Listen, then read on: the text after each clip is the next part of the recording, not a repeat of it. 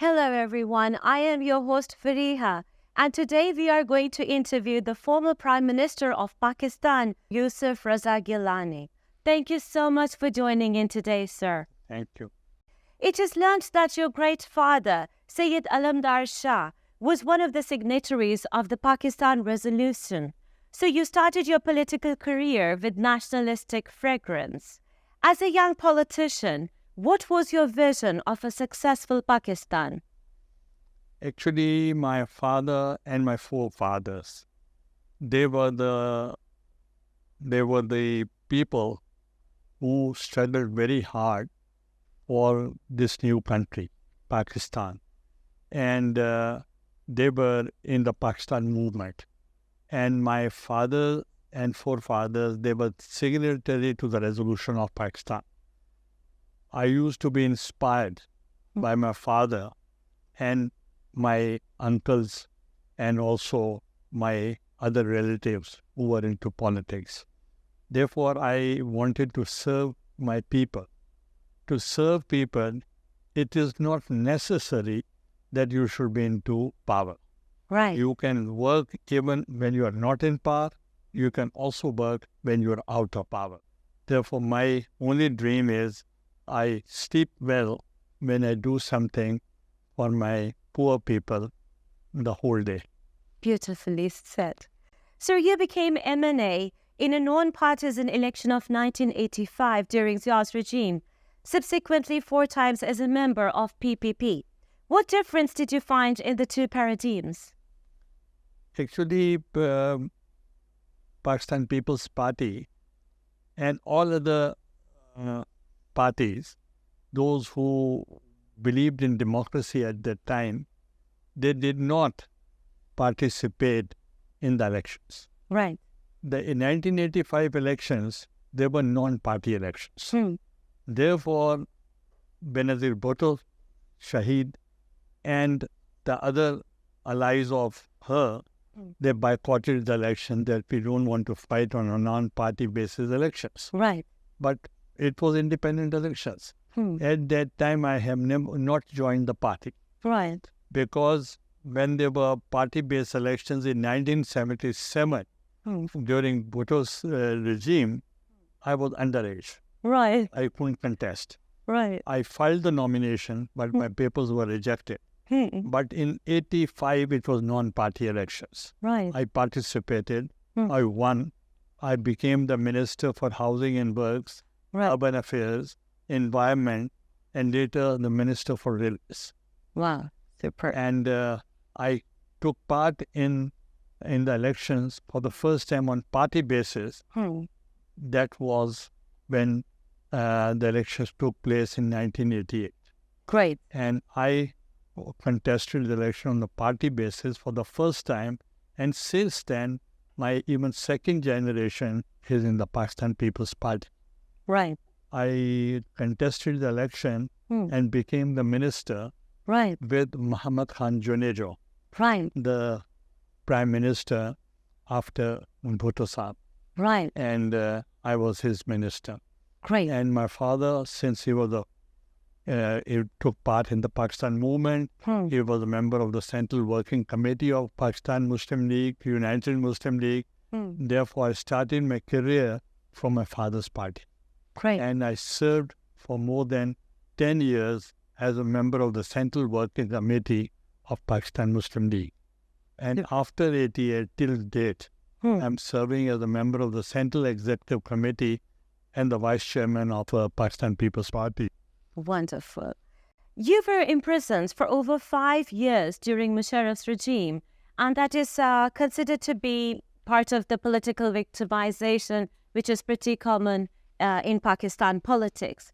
Generally, people say it is because of lack of unity among the politicians or the indifferent attitude of the masses. What would you say regarding that? I was in prison. I was incarcerated, and I spent more than 9 years in jail according to jail manuals. Right. But according to NAP laws, more than 4 years, 4.5 years. Right. That was only because I was giving jobs to people as a Speaker of the National Assembly, and I have no regrets because I gave jobs to people, they were Pakistanis. They were not from abroad that I have given them the jobs. But as far as the political maturity is concerned, we are in the process of evolution. Yeah. And with time, the political system, political parties, their manifestos, their program will be strengthened and there will be stability in the country. You were elected Prime Minister in 2008. You had to face major challenges like load shedding, terrorism, the lawyers' movement, the controversy on U.S. operation against Osama bin Laden, etc. Which challenges you think were the ones that really affected Pakistan on a national level? The number one challenge to my country, the biggest challenge, was terrorism and extremism. And for extremism and terrorism, I avoid the 3D policy. 3D's policy means dialogue. Right. Yes, we should have a dialogue. Then we should do the development in that area. And the last is deterrence. But since the terrorists, some of the groups, they were not agreeing to any point. Therefore, we were forced to have a military operations against them in South Waziristan and Swat. Right. And there was internally displaced persons there. Their figures were more than 2.5 million. But that is unprecedented in the world history. Right. Because when Soviet Union invaded Kabul, there were 3.5 million refugees. They came to Pakistan. Right. And they are still here. Yeah. Their families are here. They were born here. They studied here. Yeah. Their businesses are here. And therefore, and they don't want to go back to Afghanistan. And on humanitarian grounds, they are our brothers. We are looking after them. But the world has forgotten about them. That was my first challenge. The second challenge was that of energy crisis, the shortages of electricity. And we had a number of projects, whether they were solar, whether they were nuclear, whether they were rental, or whether they were normal hydro. Yeah. We set up. And even there were other alternate energies. We were doing our best. Right. But I also laid the foundation stone of the Amir Bhasha Dam. Right. In Gilgit-Baltistan. I went there myself. Right. And there was also upgradation of Mangla Dam. Right. I did that. But still there is a shortage. Yeah. And the third challenge was naturally our neighbors. Yeah. And neighbors on the eastern border was India. On the western border, there were Afghanistan. And we always wish well for Afghanistan because we are considered to be twin brothers. Sure. Their geography, their culture, their tradition, their religion is the same. True. If anything happens in Kabul, it happens in Islamabad. True. Therefore, we wanted to have the best of our relations with Afghanistan. I went several times, and the President Karzai visited several times to Pakistan. And even he was also present at a time when the oath-taking ceremony of President Zardari. Right. And he came. Right. And we think I want stable, sovereign, independent, and prosperous Afghanistan. It is in the interest of Pakistan and the interest of the world. That was another challenge. And what I see was economically, still the things are not very good. Yeah. We are trying our best, and we are hopeful. Pakistan has a lot of opportunities, and there is full of. Pakistan is a rich country, but this is a mismanagement. And I think during the elections, Hmm. for the new elections, Hmm. the manifesto of the Pakistan People's Party Hmm. would be for the economic development in the country. Right. So the people should vote for Bilawal Bhutto. Right. And I see he is young, Hmm. and the population of youth is more than 65% Yes. in Pakistan. Hmm. And the future is in the hands of youth. True that. And he represents youth.